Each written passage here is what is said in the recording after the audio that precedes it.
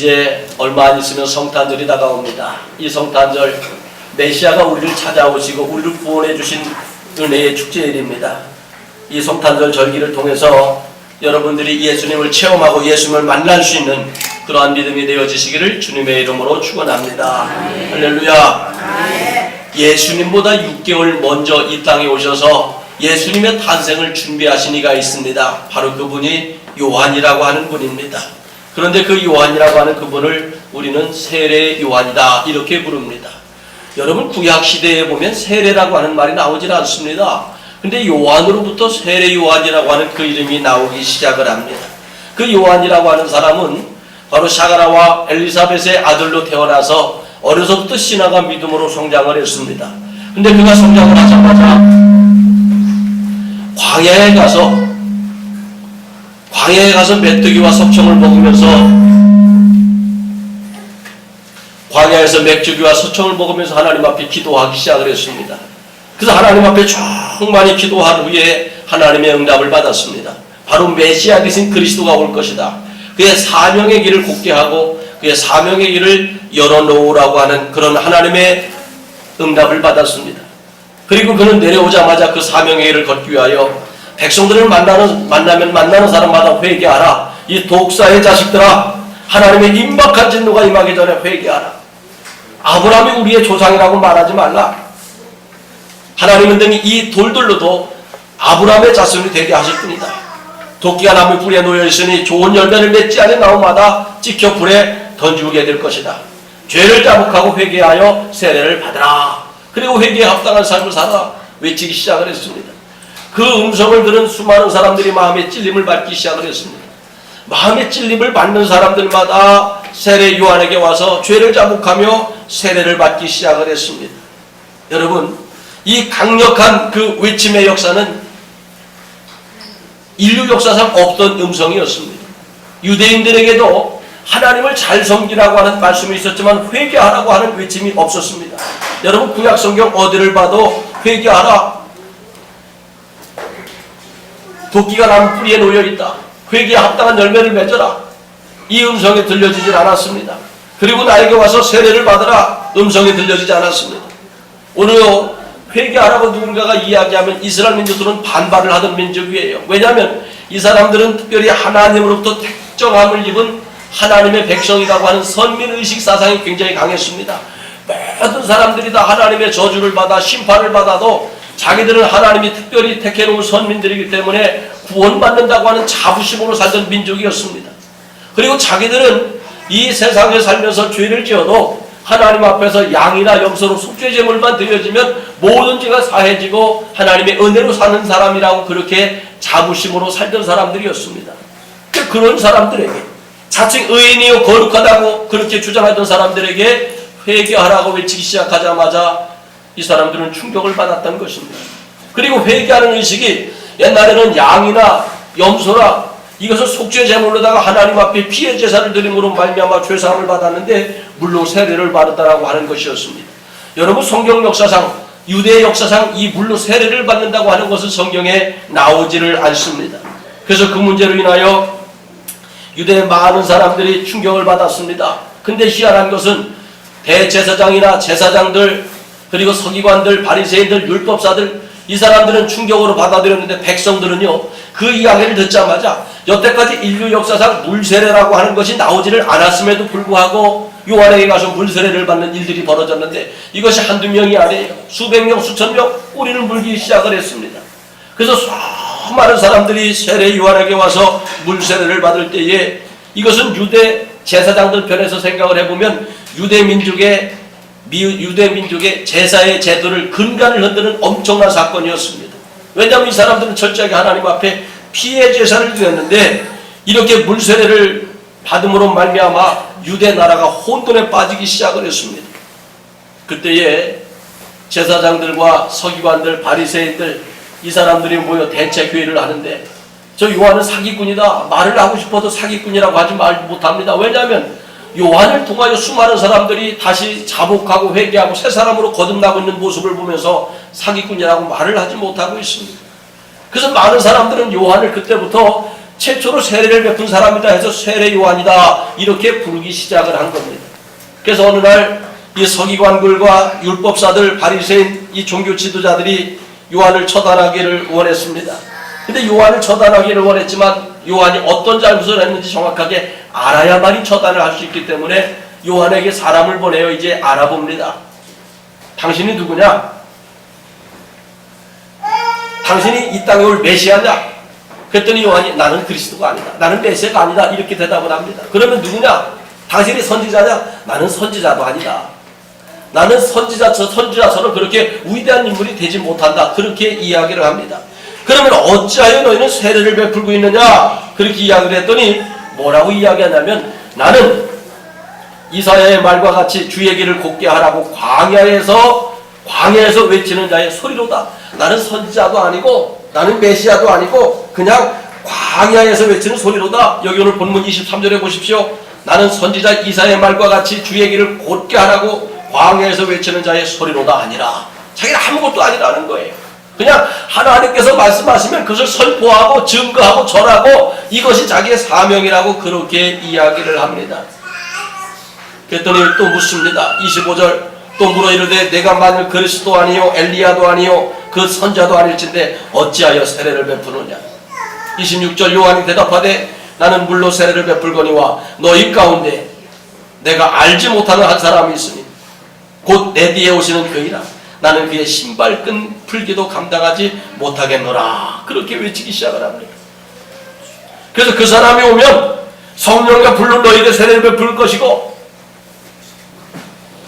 손에 키를 들고 자기의 타장바닥을 정하게 하사 알곡은 모아 곳간에 들이시고 쭉정이는 꺼지지 않는 불에 태우실 것이다.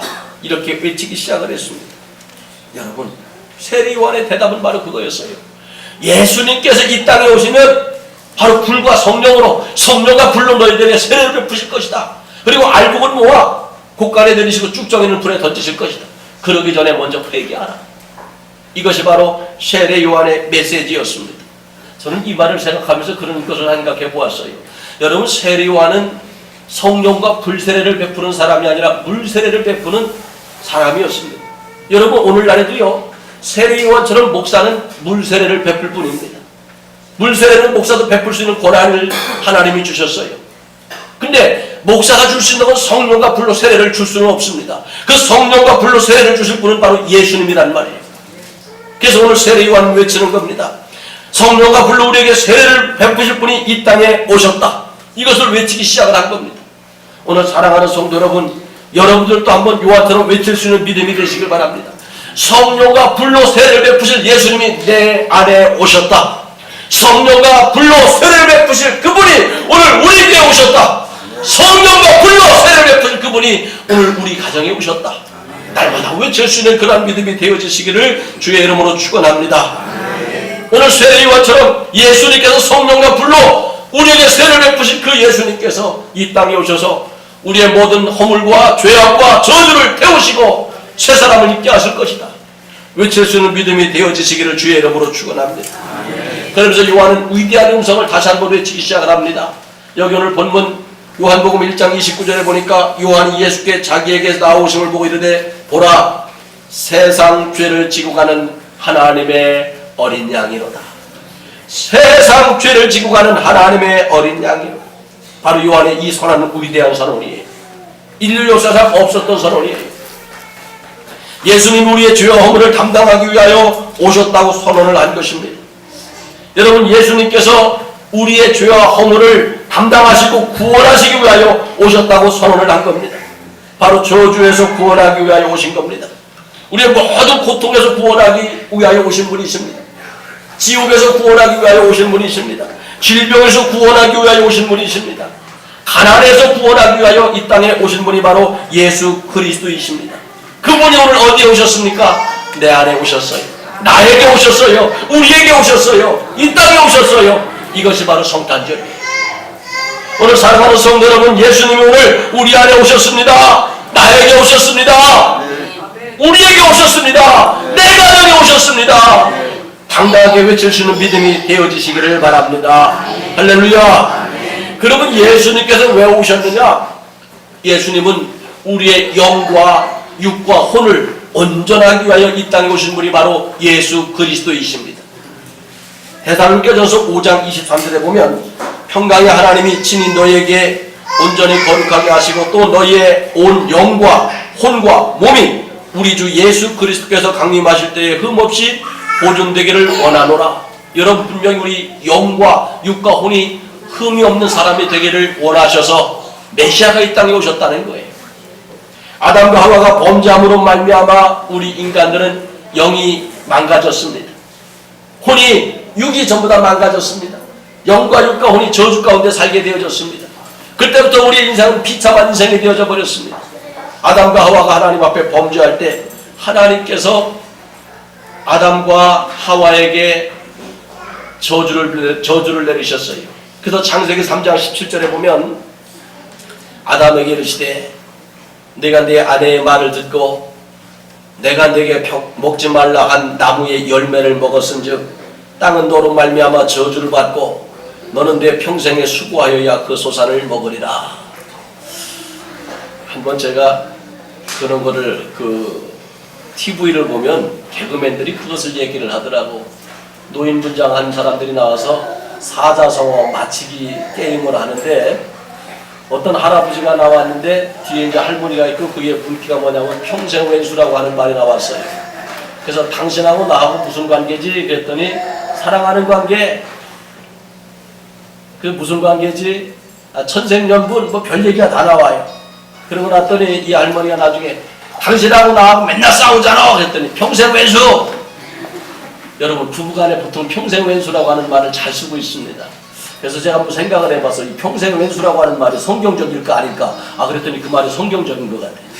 왜냐하면 창세기 3장 17절에 보니까 뭐라고 얘기했어요? 아담에게 이르시되 내가 네 아내의 말을 듣고 내가 너에게 먹지 말라는 나무의 실과를 먹었은즉 땅은 너로 저주를 받고 네 평생에 수고하여야 그 소산을 먹으리라. 그러니까 이 부부간에는요, 그래서 평생 왼수가 여기에서 근거를 찾을 수 있는 것 같아요. 그러니까 평생 왼수로 살아갈 수밖에 없는 것이 우리의 인생이 되어져 버린 거예요. 그래서 그때부터 우리 인생들은 전부 다 영혼의 저주와 혼의 저주와 육의 저주 가운데 산 그러한 인생들이 되어졌다는 거예요. 그럼 여러분 영혼의 저주라고 하는 것이 무엇입니까? 그 영혼의 저주를 끊기 위하여 예수님께서 이 땅에 오셨는데 영혼의 저주를 받은 그 인간들, 첫째 창세기 3장 23절로 24절에 보면 여호와 하나님이 에덴 동산에서 그를 내보내어 그의 근원이 된 땅을 갈게 하시니라. 이같이 하나님이 그 사람을 쫓아내시고 에덴 동산 동쪽에 그룹들과 두루도는 불칼을 두어 생명나무에게를 지키게 하시니라 하는 말씀이 나옵니다. 그러니까 영혼의 저주를 받은 그 인간들 아담과 하와가 에덴 동산에서 내어 쫓김을 당했습니다. 그래서 오늘 창세기 3장 23절에 보니까 하나님이 에덴 동산 내보내셨다고 그랬어요. 근데 24절에 보니까 내보낸 것이 아니라 쫓아내셨다고 그랬어요. 그래서 그때부터 우리 인간들은 어디서 살게 되어졌습니까? 에덴 동산에 쫓겨나온 그 인간들이 근원된 땅에서 살게 되어졌다는 거예요. 그때부터 우리 인간들은 고통의 세월이 시작이 되어진 겁니다. 하나님을 찾고 찾아도 하나님을 만날 수가 없습니다.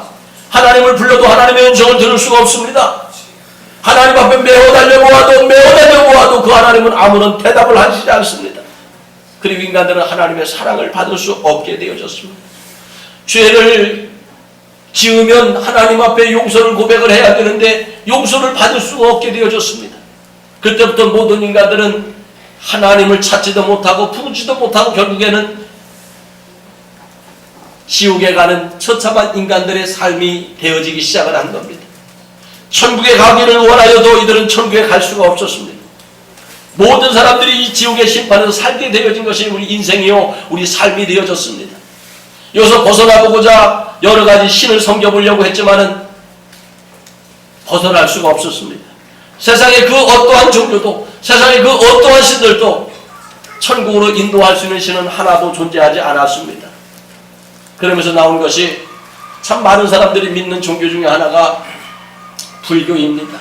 근데 불교에서 가장 강조하는 것이 극락이라고 하는 세계를 강조하는데 사실 극락이라고 하는 데는 우리 기독교에서 말하는 천국과 똑같은 곳입니다. 그런데요, 이 극락이라고 하는 곳은 갈 수가 없는 곳입니다. 왜냐하면 불교의 가장 중요한 교리는 윤회설이라고 하는 교리예요. 근데 그 윤회설이라고 하는 것은 우리 인생에 살다가 죄를 한 번이라도 범하면 그 죄로 인하여 짐승으로 12번을 태어났다가 다시 사람으로 한번 태어난다는 거예요. 자, 그렇다면 여러분, 우리가 살아가면서 죄를 범합니까? 범하지 않습니까? 그럼 우리 그런 얘기 하지요. 아이고 목사님, 나 어디 가서 거짓말도 안 하고요, 누구 죽이지도 않았고요, 나 정직하게 살고요, 나 죄 지지 않았습니다. 우리 그런 얘기 할 수 있습니다. 근데 성경에는 뭐라고 얘기하느냐?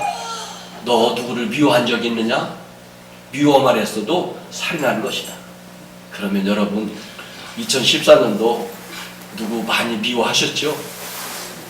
그러면 미워한 걸 다 따지면은요, 2014년도만 해도 수십 명 죽였어요. 수백 명 죽이셨어요. 아니, 어떤 분은 수천 명 죽이셨을 것 같아. 여기는 살인자의 집단이죠. 살인자의 집단. 여러분, 그럼 우리는요, 죽는 순간에 그 죄를 인하여 12번 짐승으로 태어나야 돼요. 그럼 나이 어떻게 갑니까? 갈 수가 없는 곳이에요. 그건 인간의 이상적인 곳이에요. 그냥 가기를 간절히 원하지만 갈 수가 없는 곳이 바로 그 세계예요. 그러다 보니까 이건 실패한 종교입니다. 그런데 예수님이 이 땅에 오시자마자 뭐라고 그랬어요? 내가 곧 길이요 진리요 생명이니 나로 말미암지 않고는 아버지께로 올 자가 없느니라. 예수님이 이 땅에 오신 길이라고 말씀하셨어요. 할렐루야. 예수님이 이 땅에 오신 길이라고 말씀하셨어요. 오늘 그 길을 밟고 예수님 앞에 달려나갈 수 있는 믿음이 되어지시기를 주의 이름으로 축원합니다.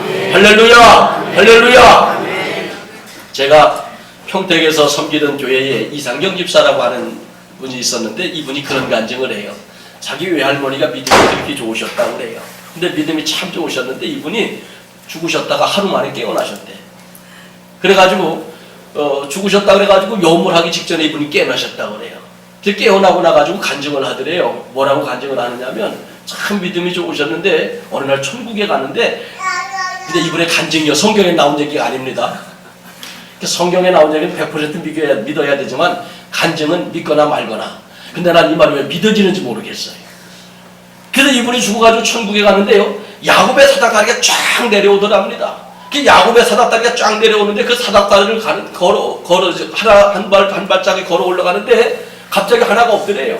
그래가지고 막 한참 올라가가지고 아주 간신히 올라가가지고 또 하나 걸어가는데 또 하나가 없더래. 우리가 사닥다리가 발이 하나 딱딱 맞아야 되는데 이게 하나만 없으면 여러분 이게 올라가는 게 보통 힘든 게 아니거든요. 근데 문제는 그 옆에를 밟고 올라가는데 옆에가 누가 기름을 발라놨는지 얼마나 미끄러운지 그거 올라가느라고 줄고생을 하고 올라갔대요. 근데 올라갈 때마다 그게 몇 개 빠졌더래. 그래서 딱 올라갔더니 베드로가 있더래요. 그래서 물어봤대. 어떤 놈이 사닥다리를 저따구로 만들었느냐. 좀 만들려면 잘 만들지 왜 저렇게 만들었느냐. 그랬더니 베드로가 그러더래요. 네가 주일날 빠질 때마다 하나씩 빠진 거다 그러더래. 아, 이건 제가 직접 들은 간증이에요. 그러면서 그러더래요. 네가 11조 빼먹을 때마다 그게 하나씩 빠진 거다 그러더래요. 그러면서 그분이 나중에 주일 성수 잘해라, 11조 잘해라, 평생에 그 얘기 하시다가 소천하셨다고 하는 그 간증을 하시더라고요. 천국 가다가 죽어라고 고생하시려면 마음대로 하세요. 여기까지만 전 얘기할게요. 근데 뭡니까? 그 길이 예수라는 거예요. 내가 그 길이라고 말씀하셨잖아요. 하나님의 말씀 한 달에 한 말씀 말고 우리는 천국까지 가는 거예요. 그 누구도 갈 수 없는 곳을 바로 영혼의 저주에서 우리를 해방시키기 위하여 이 땅에 오신 분이 예수님입니다. 우리는 그분을 아버지라고 부를 수 있게 하셨어요. 바로 예수 그리스도를 영접하는 순간에 뭐가 되셔서 우리 하나님의 자녀가 되는 권세를 주셨어요. 하늘에 계신 우리 아버지라고 부르라고 주님이 말씀하셨어요. 바로 예수님은 영혼의 저주를 끊기 위하여 오신 분입니다. 그 하늘에 계신 우리 아버지 앞에 우리가 어떠한 문제가 있든지 하나님 앞에 부르짖어 기도할 때마다, 하나님 앞에 매어 달릴 때마다 우리의 기도를 들으시고 응답을 해주시고 때로는 도와주시기도 하고 축복도 해주시기도 하고 은혜도 베푸시는 계시는 것을 믿으시길 바랍니다. 우리가 어떠한 죄를 졌든지 주님 용서하시옵소서 고백할 때마다 예수 그리스도께서는 우리의 모든 죄를 다 오늘 이 시간에도 씻어주고 계심을 믿으시길 바랍니다. 영원한 구원의 길 천국길을 열어놓은 것을 믿으시기를 바랍니다. 그래서 여러분 예수 그리스도 안에서 여러분 영혼의 저주가 해방되셨습니다. 영혼의 저주가 끝났습니다. 예수 그리스도 말미암아 모든 영혼의 저주가 끝났습니다. 날마다 선포할 수 있는 믿음이 되어지시기를 주의 이름으로 축원합니다. 두 번째 혼의 저주라고 합니다. 보통 혼이라고 하면 정신적인 세계를 이야기를 합니다. 그래도 정신적인 세계를 이야기하는데 내 마음과 생각을 이야기를 합니다. 또 많은 사람들은 우리 사람은 혼적인 존재다. 그래서 우리 기독교인들은 사람은 영적인 존재다 이야기를 하지만 철학자들이나 이 세상 학문은요 혼적인 존재다 그렇게 이야기를 합니다. 그래가지고 사람이 어떤 마음을 먹느냐에 따라서 그의 인생이 결정되어지고요 어떤 생각을 하느냐에 따라서 그의 삶이 결정되어진다고 그렇게 이야기를 합니다. 그런데 중요한 것은 아담과 하와가 하나님 앞에 범죄함으로 말미암아 우리의 혼도 저주를 받았어요. 영만 저주받은 것이 아니라 혼도 저주를 받았어요. 그래서 혼이 저주를 받은 인간들은 온전한 생각을 하지 못합니다. 온전한 마음을 먹지 못하고 그렇게 살아갑니다. 그러다 보니까 생각하는 것마다 마음 먹는 것마다 올바른 것 같지만은 올바르지 않은 것들이 너무 많은 거예요. 그래서 우리들은 그때부터 죄악 가운데 살게 되어졌습니다. 사실은요 질병도 얘기하지만 육의 질병보다 더 심한 질병은 혼의 질병입니다. 이 마음의 질병, 생각의 질병이라는 거예요. 여러분 요즘에 그런 얘기하지요. 옛날에 의학이 발달되기 전에는 감기는 만병의 근원이다 이렇게 이야기를 했어요. 근데 요즘에 뭐 감기는 육체적으로 오는 거거든요. 요새는 그런 얘기들 안 해요. 스트레스는 만병의 근원이래요. 이 스트레스는 무슨 질병입니까? 마음의 질병이에요. 요즘에 제일 심각한 것 중에 하나가 우울증이라고 하는 겁니다. 여러분 그 여자들에게는 갱년기가 오는데 옛날에는 남자들에게는 갱년기가 없다고 그랬거든요. 남자들에게도 갱년기가 여자분들에게 오는 갱년기보다 더 심하대요. 근데 중요한 거는 남자들이 갱년기가 오해지면 우울증에 빠지게 되어지는데 이 우울증에 빠지면 아주 극단적인 생각을 여자들보다 몇 배나 더 한다고 해요. 그래서 이 우울증은요 이건 정신병이래요. 그래서 여러분 요즘에는요 옛날에는 내과 의사, 외과 의사 막 이런 의사들이 막 많이 나왔는데 요새는 정신과 의사들이 많이 나오는 이유가 혼의 질병에 너무 많이 지금 거슬리고 있다는 거예요. 혼의 질병으로 고통을 받고 있다는 거예요. 너무 정신적인 것, 마음적인 이 스트레스 안에서 지금 벗어나고 있지를 못하고 있습니다. 그러다 보니까 남자들이나 여자들마다 무슨 병이냐? 화병, 우화병. 여러분 이런 것들이 우리의 삶을 얼마나 많이 지금 괴롭히고 있는지 몰라요. 이 혼적인 저주 가운데 모든 사람이 살고 있어. 베드로 사도는 이걸 뭐라고 얘기했느냐면 베드로전서 3장 4절에 보면 오직 마음에 숨은 사람이라고 이렇게 얘기했어요. 그게 혼의 사람을 이야기하는 거예요. 그래서 마음에 숨은 사람을 온유하고 안정한 심령에 썩지 아니할 것으로 하라. 이는 하나님 앞에 값진 것입니다. 내 마음에 숨은 사람, 이 혼적인 사람을 이야기하는 거예요. 그래서 우리가 회개가 육적인 회개가 아니라 실제적인 마음의 회개입니다. 마음의 회개를 하지 아니하면 우리가 하나님 앞에 온전히 갈 수가 없어요. 마가복음 7장 21절로 23절에 보면 속에서 곧 사람의 마음에서 나오는 것은 악한 생각 곧 음란과 도둑질과 살인과 간음과 탐욕과 악독과 속임과 음탕과 질투와 비방과 교만과 우매함이니 이 모든 악한 것이 다 속에서 나와 사람을 더럽게 하느니라. 내 마음에서 이런 모든 죄가 다 나온다는 거예요. 그래서 마음의 회개가 아니하면 진실한 여러분 회개가 아니라는 얘기입니다. 로마서 2장 5절에 보면 내 고집과 회개하지 아니한 마음을 따라 진노의 날 곧 하나님의 의로우신 심판이 나타나는 그날에 이 말 진노를 내게 쌓는도다. 내 마음을 회개하지 않아서 하나님의 진노를 받게 되어진다는 거예요. 우리가 주님 앞에 나와서 눈물을 흘리는 것 같지만 마음의 진정한 회개가 없어요. 마음의 진정한 회개가 없으니까 어떻게 합니까? 그 속에 사단가 들어가는 거예요. 그래서 사단의 역사하는 거예요. 요한복음 13장 2절에 보십시오. 한번 찾아보세요. 요한복음 13장 2절. 요한복음 13장 2절 1절을 봅니다. 1절부터 한번 같이 읽습니다. 시작. 6월절 전에 예수께서 자기가 세상을 떠나 아버지께로 돌아가실 때가 이른 줄 아시고 세상에 있는 자기 사람들을 사랑하시되 끝까지 사랑하시니라. 요즘에 TV 보면 의리라고 하는 말이 제일 많이 나오잖아요. 의리는 예수님이 최고예요. 여기서 보니까 세상에 있는 자기 사람들을 사랑하시되 언제까지? 끝까지 사랑하시는 분이 예수님이세요. 최고의 의리를 지키시는 분이 예수님이라는 거예요. 그런데 문제는 2절 시작. 마귀가 벌써 시몬 가룟유다의 마음에 예수를 팔려는 생각을 넣어요. 마귀가 누구에게? 가룟유다의 어디에? 마음에 예수를 배신할 생각을 집어넣었다는 거예요. 여러분 이런 사람과 어떻게 의리를 지킬 수가 있습니까? 마음에 회개하지 아니하면 예수님의 사람이 아니란 얘기예요. 예수님이 끝까지 지켜줄 수 있는 사람이 아니라는 거예요. 그러니까 내가 마음에 진실한 회개가 없으니까 사단이가 내 마음을 타고 들어와서 내 인생을 괴롭히고 내 인생을 망하게 하고 저주 가운데 이끌게 하는 겁니다. 그리고 죄를 짓게 하는 거예요. 하나님을 배반하게 하는 거예요. 성도들을 배반하게 하는 거예요. 믿음을 배반하게 하는 거예요. 마태복음 13장 15절 예수님도 그런 말씀을 하셨어요. 이 백성들의 마음이 완악하여져서 그 귀로 듣기는 둔하고 눈을 감았으니 이는 눈으로 보고 귀로 듣고 마음으로 깨달아 돌이켜 내게 고침을 받을까 두려워합니다. 예수님께서 말씀을 전할 때마다 많은 사람들이 들었어요. 아멘. 눈으로 보았어요.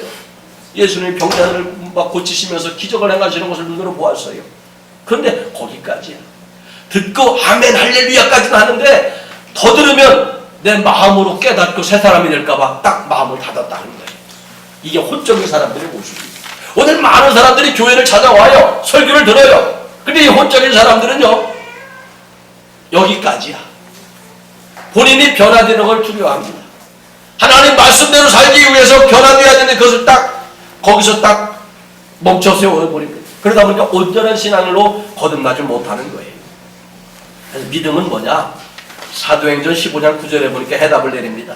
믿음으로 그들의 마음을 깨끗이 하사. 할렐루야. 믿음은 뭐냐? 내 마음을 깨끗이 하는 거예요. 내 마음을 깨끗이 하는 거예요.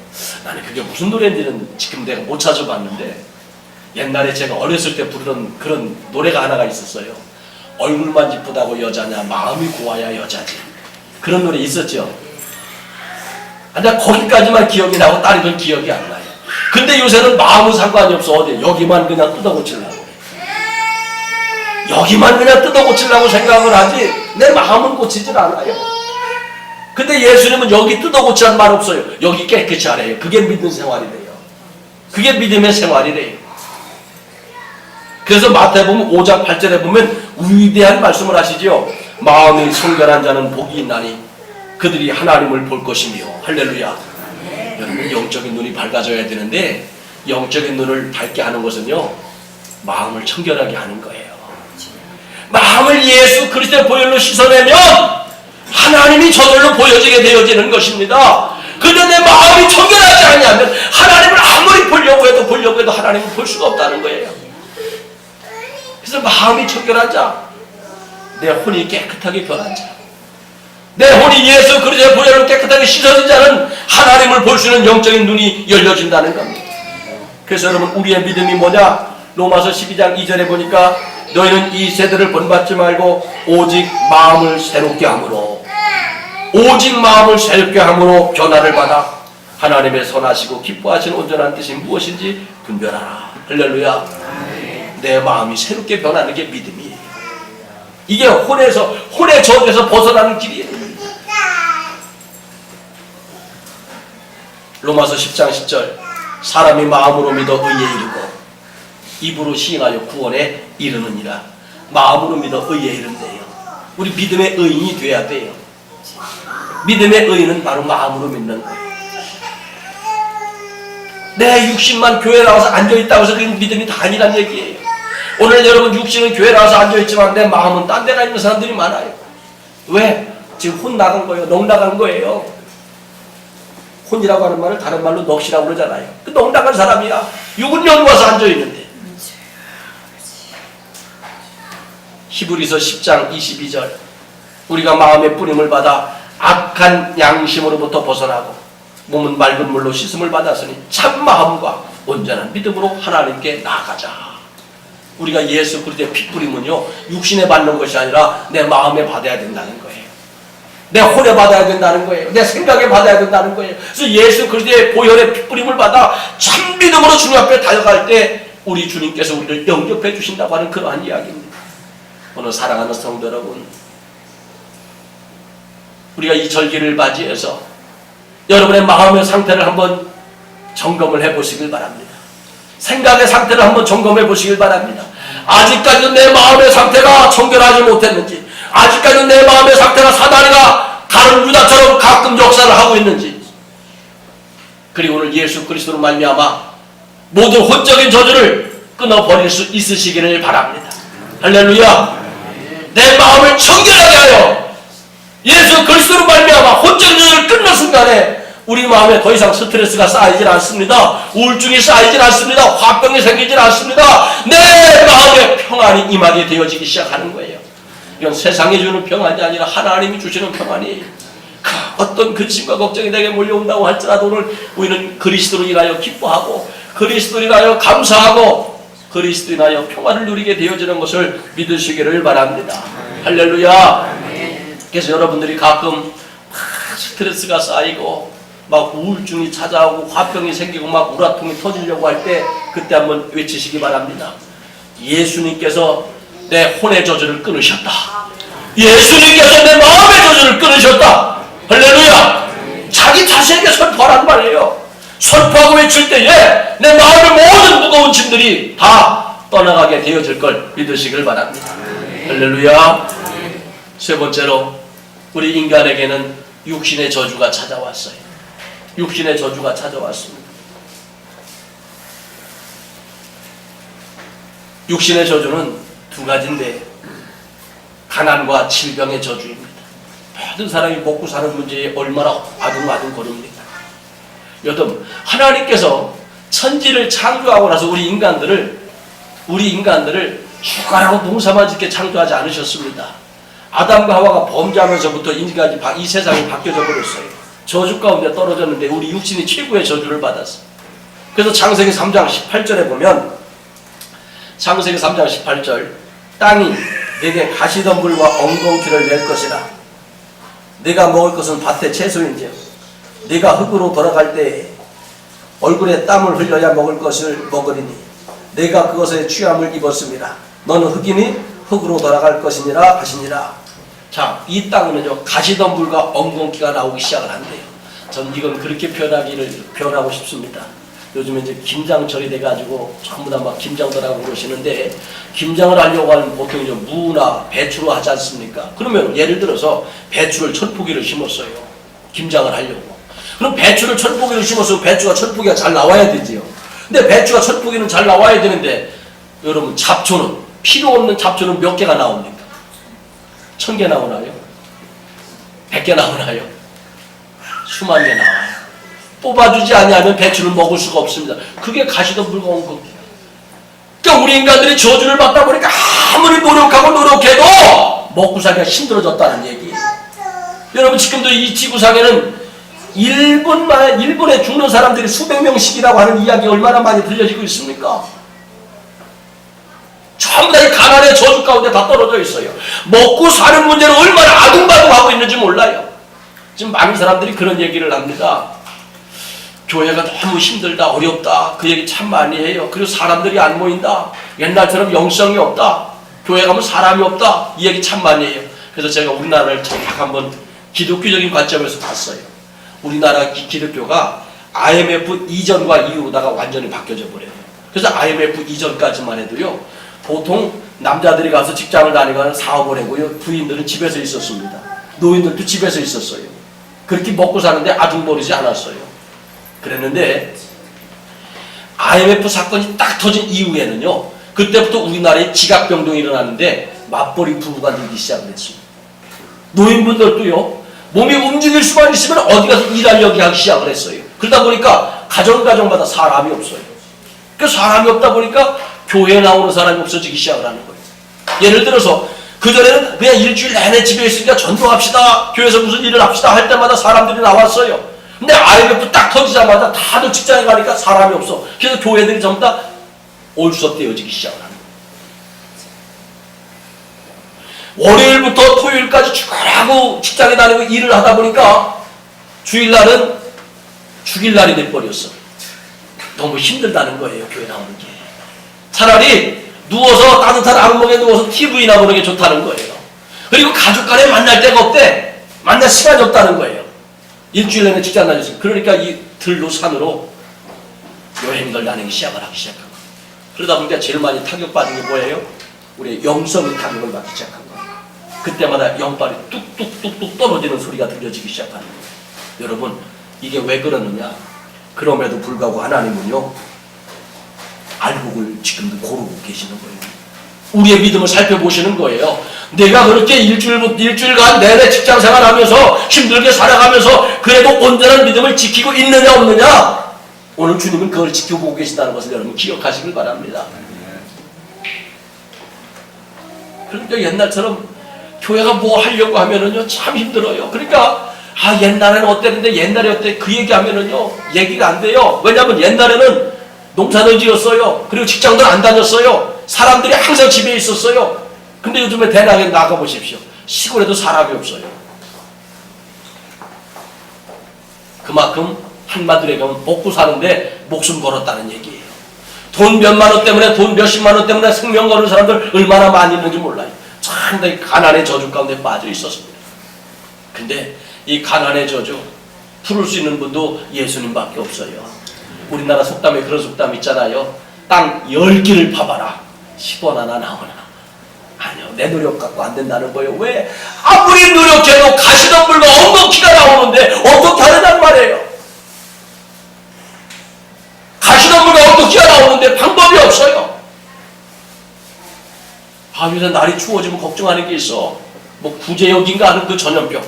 여러분, 이건 저주의 병입니다. 우리가 알고 있는 상식은요, 날이 추워지고 얼으면 모든 세균들도 다, 병원균들도 전염병도 다 죽어야 되는 거예요. 근데 날이 추워지면 추워질수록 더 강력한 이런 구제역이라든지 조류독감이라든지 이런 것들이 막 퍼지기 시작해가지고 막 세계를 공포 가운데 떨어들게 하잖아요. 하나님이 도와주시지 않으면 살 수가 없어요. 근데 구제역이나 조류독감이나 이런 것이 나오면 오리가 수십만 마리 그냥 다 죽어 넘어가고, 소들이 막 죽어 넘어가고, 아무리 내가 소를 잘 키우고 오리나 닭이나 이런 것들을 잘 키워도요, 그런 전염병에 한번 휩쓸고 가면 다 끝나버리는 거예요. 그래서 내 노력 갖고 살 수 없는 겁니다. 하나님의 축복이 임하기 시작을 하는 겁니다.